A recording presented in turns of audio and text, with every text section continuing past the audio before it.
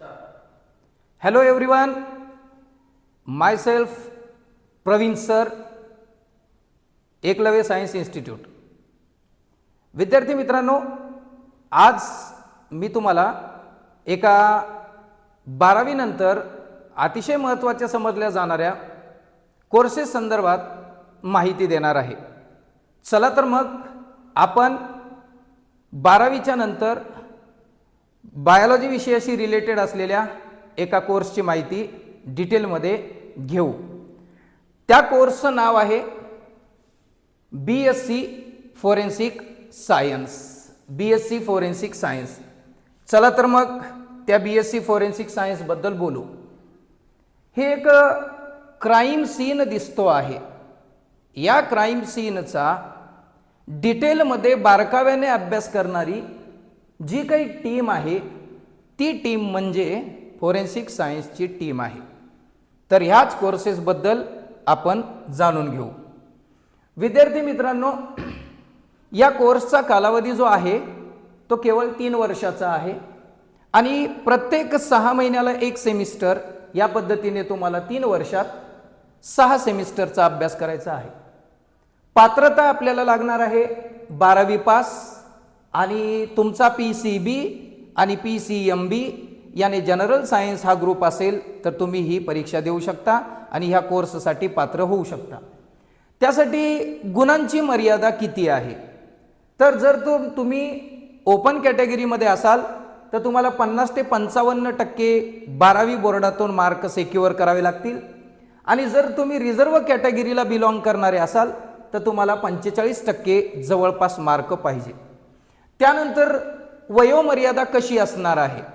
तर वयोमर्यादा कमीत कमी 17 वर्ष आणि जास्तीत जास्त 25 वर्ष एवढा काळ असणार आहे.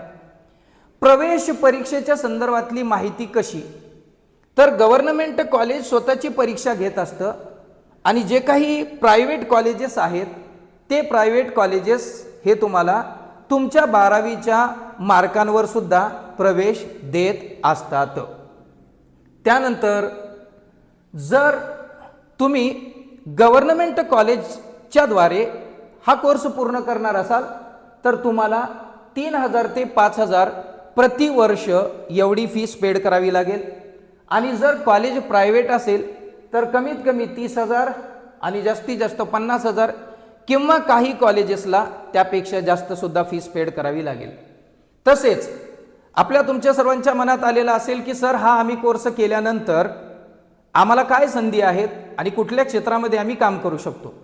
तर ह्या ठिकाणी मी काही करिअरची नावं दिलेली आहेत आणि त्याचा सॅलरी याने पगार प्रतिवर्ष पगार नोंदवलेला आहे. ड्रग ॲनालिस्ट 6.5 ते 8 लाख रुपये प्रतिवर्ष. क्राईम लॅबोरेटरी ॲनालिस्ट 8 ते 10 लाख रुपये प्रतिवर्ष. फोरेन्सिक टेक्नॉलॉजिस्ट म्हणून काम करू शकता 9 ते 12 लाख रुपये. फॉरेन्सिक एक्सपर्ट म्हणून काम करू शकता 8 ते 10 लाख रुपये. क्राईम रिपोर्टर म्हणून काम करू शकता 5 ते 6 लाख रुपये प्रतिवर्ष. क्लिनिकल फॉरेन्सिक मेडिकल एक्सपर्ट 5 ते 8 लाख रुपये प्रतिवर्ष आणि फॉरेन्सिक ऑडिटर या सुद्धा पोस्टवर तुम्ही काम करू शकता जिथे की तुम्हाला वार्षिक 8 लाख ते 10 लाख रुपयाचं पॅकेज मिळू शकतं. त्यानंतर नेक्स्ट, सर आम्हाला नोकरीच्या संधी कुठे कुठे असणार आहेत हा तुमचा प्रश्न.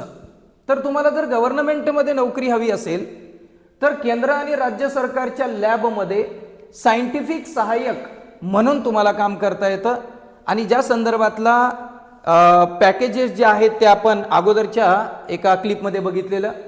CBI, CID, IB यासारख्या ज्या आपल्या देशातल्या राज्यातल्या ज्या तपास यंत्रणा आहेत त्या तपास यंत्रणांमध्ये तुम्हाला तज्ज्ञ म्हणून जॉब मिळवता येतो.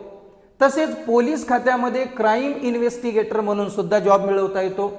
सर्व प्रकारच्या बँका, ज्या गव्हर्नमेंटच्या बँका असतील, ज्या प्रायव्हेट बँका असतील, त्या सर्व बँकांमध्ये फ्रॉड रिस्क मॅनेजमेंट म्हणून तुम्हाला जॉब मिळवता येईल. तसेच सर्व गव्हर्नमेंटचे हॉस्पिटल्स जे असतात तिथे सुद्धा ह्या पोस्ट असतात.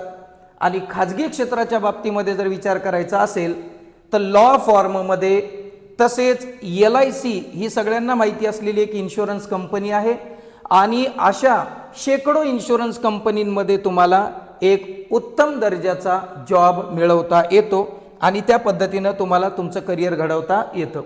तर अशा पद्धतीने आपल्याला ह्या एका कोर्सेसची माहिती अतिशय थोडक्यात आणि स्पष्ट पद्धतीने देण्याचा हा माझा एक प्रयत्न आहे.